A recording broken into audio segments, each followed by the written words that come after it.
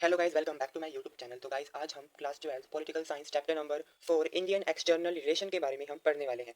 तो गाइस, पहले हम चैप्टर को स्टार्ट करते हैं कुछ फैक्ट से। जैसे नेताजी सुभाष चंद्र बोस ने क्या है, इंडियन नेशनल आर्मी का गठन किया सेकंड वर्ल्ड वॉर के टाइम।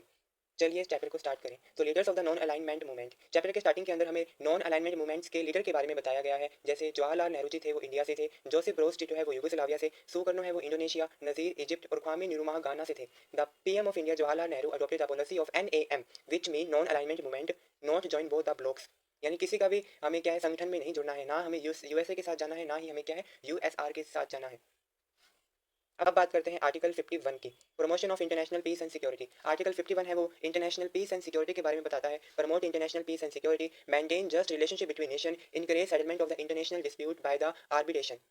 अब हम बात करते हैं नेहरू के रोल की। जवाहरलाल नेहरू जी थे, वो first PM and foreign minister थे। उन्होंने फॉर्मुलेट किया एंड इंप्लीमेंट किए इंडियन फॉरेन पॉलिसी को 1946 से 64 तक, जिनका ऑब्जेक्टिव ये था टू प्रिजर्व द हाई earned sovereignty, protect territorial integrity and promote rapid economic development. जी हाँ गाइस, जो नेहरू जी थे, उन्होंने क्या है इंडियन फॉरेन पॉलिसी की स्थापना की। उनका मेन उद्देश्य था हमें क्या है हमारी सोवर्निटी को प्रिजर्व करना है, हमारे प्रोटेक्ट करना है, हमें टेरिटोरियल इंटीग्रिटी को, और हमें क्या है इंडिया के अंदर इकोनॉमिक डेवलपमेंट लाना है। इंडिया ने नॉन अलाइनमेंट मूवमेंट को अपनाया ड्यूरिंग कोल्ड वॉर, यानी वो ना तो यूएसए के साथ जुड़ेंगे और ना ही क्या यूएसएसआर के साथ जुड़ेंगे। यूएसए ने उस समय गठित किया नाटो को, नॉर्थ अटलांटिक ट्रीटी ऑर्गेनाइजेशन 1949 के अंदर, और यूएसएसआर ने वॉर्सो पैक्ट को गठन किया 1955 के अंदर। अब कुछ फैक्ट बताए गए हैं। जैसे 1956 के अंदर क्या है, ब्रिटेन ने अटैक किया था इजिप्ट पर स्वेज कैनल इशू को लेकर, और 1956 में ही क्या है यूएसएसआर ने इन्वेट किया हंगरी पर। करते हैं एफ्रो एशियन यूनिटी के बारे में। In March 1947 India convened the Asian relation conference.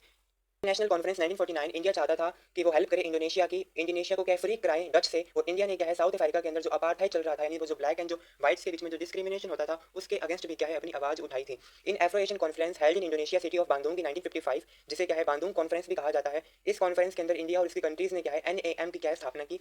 First summit है वो एनएएम की, वो बेलग्रेड के अंदर हुई थी सितंबर 1961 के अंदर, और इंडिया क्या था को फाउंडर था एनएएम का। अब हम बात करते हैं पंचशील एग्रीमेंट के बारे में, जिसे साइन किया था जवाहरलाल नेहरू जी, जो इंडिया से थे और चाइनीज से थे, यानी चाइना से थे, जेड होंग इनलाइन 29 अप्रैल 1954 में। पंचशील एग्रीमेंट का mean 5 principle of the peaceful को एक्सिस्टेंस। अब बात करते हैं तिब्बत। तिब्बत है एक प्लेटू है सेंट्रल एशियन रीजन का, जिसे तिब्बत कहा जाता है। 1950 में चाइना चाहता था कि वो कंट्रोल करे तिब्बत पर। Large section of Tibetan population है वो इसके अपोज थी, वो चाहती थी कि तिब्बत क्या है एक अलग से क्या है हमारा स्टेट बने। 1954 के अंदर क्या है जब पंचशील एग्रीमेंट साइन हुआ, उस समय क्या है इंडिया ने रिक्वेस्ट की चाइना से कि वो क्या है तिब्बत को इंडिपेंडेंट कर दे। 1958 के अंदर क्या है चाइना क्या है आर्मी बिल्ड कर रहा था अगेंस्ट तिब्बत के। 1959 के अंदर क्या हुआ, जो दलाईलामा थे उन्होंने इंडियन बॉर्डर क्रॉस की, और उन्होंने क्या है शरण मांगी इंडिया से, और चाइनीज गवर्नमेंट इसके विरोध में थी। लार्ज नंबर ऑफ तिब्बतन है वो क्या है इंडिया आए और अलग अलग स्टेट्स के अंदर क्या है रहने लगे। In Dharamshala Himachal Pradesh there was a large number of the refugee settle. In Delhi there was large number of people क्या यहाँ पे भी सेटल हुए तिब्बतन पीपल। दलाई लामा जी ने भी क्या है अपना जो घर है वो धर्मशाला के अंदर बनाया, जो हिमाचल प्रदेश के अंदर है। 1950 और 1960 के अंदर क्या है मैनी पॉलिटिकल पार्टीज थी, जैसे कि सोशलिस्ट पार्टी जनसंघ, उन्होंने सपोर्ट किया the cause of Tibetan independence के सपोर्ट के अंदर वो भी पार्टीज क्या है आई। अब हम बात करते हैं चाइना इन्वेजन 1962। चाइना का इन्वेट करने का रीजन है वो ये था कि हमने हमने क्या है दलाई लामा जी को क्या शरण दे दी थी। दूसरा रीजन ये था कि चाइना चाहता था कि वो क्या रिक्रिएट करे बाउंड्री ऑफ कुछ बाउंड्रीज को क्या रिक्रिएट करे, जैसे कि क्या है स्काई चीन एरिया का, जो sky Chin area Ladakh reason का, जम्मू कश्मीर, उसको रीबिल्ड करे, और वो क्या है आंध्र प्रदेश के जो रीजन जिसे नेफा बोलते हैं, नॉर्थ ईस्टर्न फ्रंटियर प्रोविंस, उसके भी बाउंड्रीज को क्या है रिक्रिएट करे। Between 1957 and 59 the China occupied the स्काई Chin area. In October 1962 China directly attack in India region Andhra Pradesh.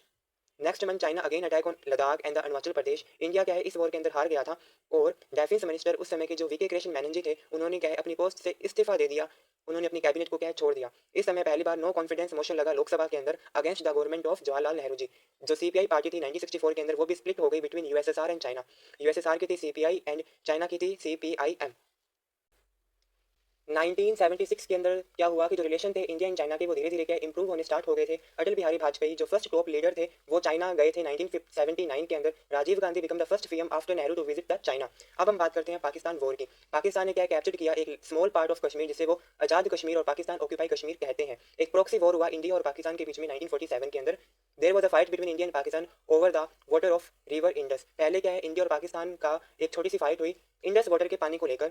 India के जो नेहरू जी थे और पाकिस्तान के अयूब खान थे, उन्होंने इंडस वाटर ट्रीटी को साइन किया 1916 के 60s में। इन अप्रैल 1965 पाकिस्तान ने क्या अटैक किया run of Kutch area, Gujarat वाले एरियाज पे, एंड इंडिया ने क्या अपनी आर्मी भेजी जम्मू एंड कश्मीर, पंजाब एंड गुजरात, यानी जितने भी जो बॉर्डर एरियाज थे वहाँ पे अपनी अपनी आर्मी भेज दी थी, ताकि वो क्या है अपनी पूरी क्या पावर को दिखा सके और इस वॉर के अंदर क्या जीत सके।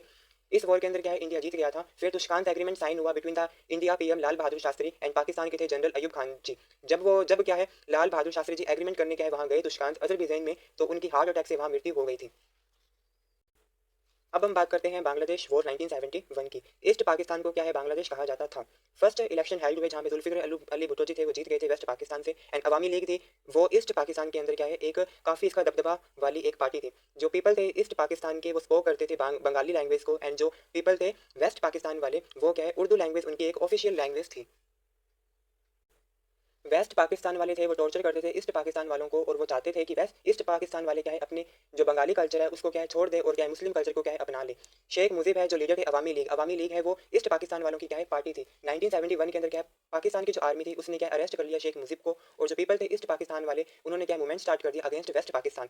पीपल थे ईस्ट पाकिस्तान के उन्होंने डिसाइड किया कि वो क्या है अब अपना एक इंडिपेंडेंट नेशन बनाएंगे। 80 लाख रेफ्यूजी थे वो इंडिया आए और उन्होंने क्या है अजाइलम यानी शरण मांगी इंडिया से। इंडिया ने डिसाइड किया कि वो क्या है हेल्प करेगी ईस्ट पाकिस्तान वालों की। वेस्ट पाकिस्तान के सपोर्ट में क्या है यूएसए और चाइना आए। पीपल थे वेस्ट पाकिस्तान की उन्होंने अटैक किया ईस्ट पाकिस्तान पे, उसकी कैपिटल ढाका पे भी अटैक किया। 10 दिन बाद में इंडियन आर्मी ने क्या है पाकिस्तानी आर्मी को क्या कंट्रोल में कर लिया और उसे हरा दिया। 90,000 जो पाकिस्तानी सोल्जर्स थे उन्होंने क्या सरेंडर कर दिया, और इस तरह क्या है जो ईस्ट पाकिस्तान है वो बांग्लादेश बन गया, और जिसमें क्या है मेन रोल है वो इंडिया ने क्या प्ले किया था। फिर क्या है शिमला एग्रीमेंट साइन हुआ इंदिरा गांधी और जुल्फिकर अली भुट्टो के बीच में 3 जुलाई 1972 को, और देन क्या है हमारा बांग्लादेश क्या है एक इंडिपेंडेंट नेशन बना था। अब हम बात करते हैं the department of defence production November 1962 में and department of defence supplies November 1965 के अंदर। ये कुछ फैक्ट है तो गाइस आपको ये भी क्या लर्न कर लेने हैं। कारगिल वॉर 1919 के अंदर हुआ था। सेवलर पॉइंट्स थे इंडिया साइड के एलओसी लाइन ऑफ कंट्रोल जहाँ पे क्या Mushkoh Dras Kaksar and Batalik areas were captured and occupied by the forces claim to be the मोयुद्दीन्स।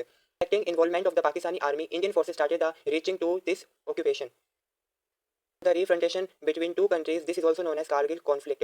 By 26 July 1919 India has recovering these areas. तो गाइस इसमें इतना कुछ खास नहीं था कि कारगिल वॉर हुआ था 1919 के अंदर जहाँ पे ये सब जो एरियाज थे यहाँ पे जो पाकिस्तानी है उन्होंने क्या है अपना कंट्रोल कर लिया था। एंड फिर क्या है कारगिल का वॉर हुआ एंड 26 जुलाई 1919 को क्या है इंडिया ने वापस से इन सब पॉइंट पे क्या है अपना हक जमा लिया फिर रिकवर कर लिया।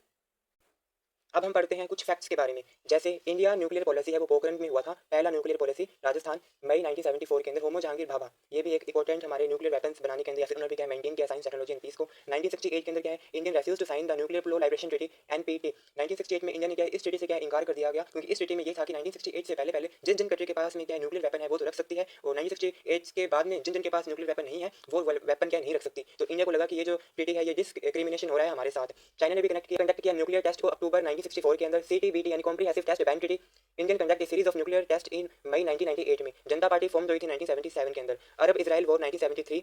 The entire world were affected by the oil stock due to the massive hike in the oil prices by the Arab nations. Result economic turmoil in India. तो गाइस ये हमारा पूरा चैप्टर था। अगर आपको वीडियो अच्छी लगी तो वीडियो को लाइक कमेंट सब्सक्राइब करना ना भूलिए। Thank you.